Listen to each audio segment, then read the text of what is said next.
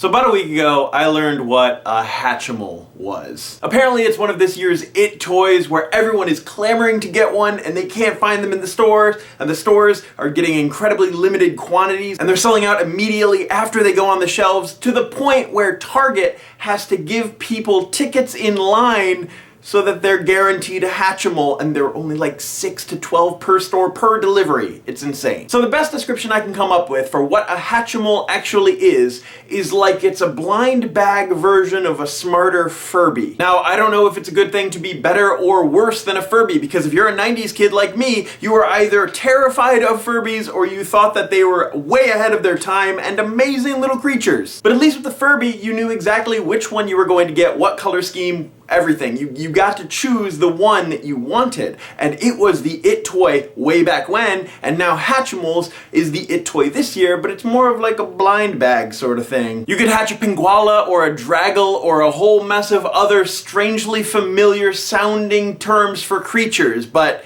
Hatchimals has to have their own thing. They have to pave their own way, so they have to put little weird twists on the words in order to sell more, I guess? I don't know. But the thing that gets me is that it's like a blind bag. You get this big egg and you have to hold it to hatch it, and then you see which one you're gonna get.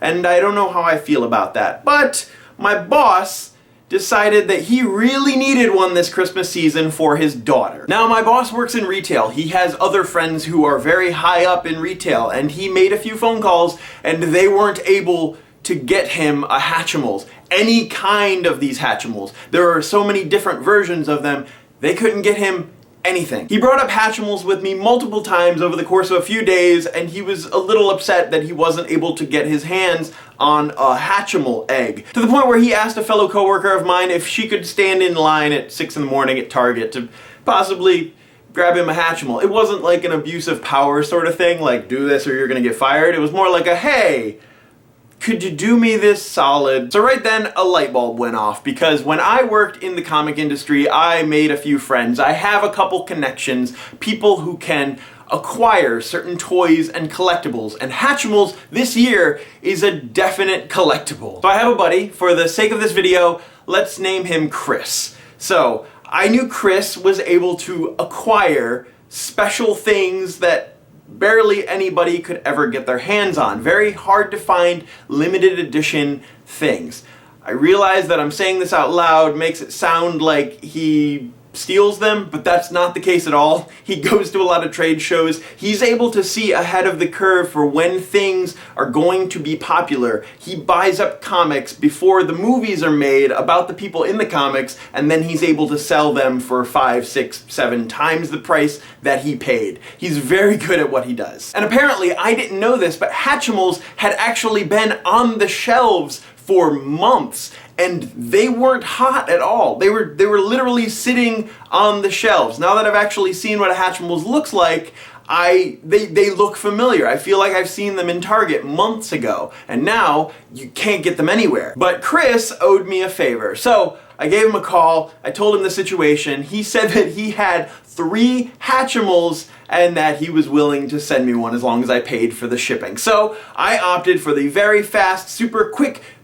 priority shipping to get here in time to make sure to give it to my boss well before Christmas. So I square everything away with Chris. I send him the money to ship it. He gives it a tracking number. He processes it. It's on its way. I let my boss know, and he tells me that he doesn't need a Hatchimals anymore. Actually, he's just going to get his daughter an iPad. Well, I mean, I took a chance, and now I have a Hatchimals. It's a Draggles, I guess, and apparently I need to take care of it and keep it safe and happy, and when it's ready, it will hatch, and it can't do it without me. But it's gonna have to do it without me, because I'm just gonna sell it. It's just sort of a weird concept, because for like the last year especially, blind bags have been such a huge thing. Star Wars and Five Nights at Freddy's and things like that. Like, I'll buy blind bag things in order to collect the stuff that's inside, but like this is very expensive right now, and you're buying something that you don't even know which one it is. Apparently, this is a Draggles, and it's one of the green and blue set. So I'm assuming whichever one you get inside here is going to be green or blue. It's completely unopened, of course. I'm not going to be able to sell it if it's opened.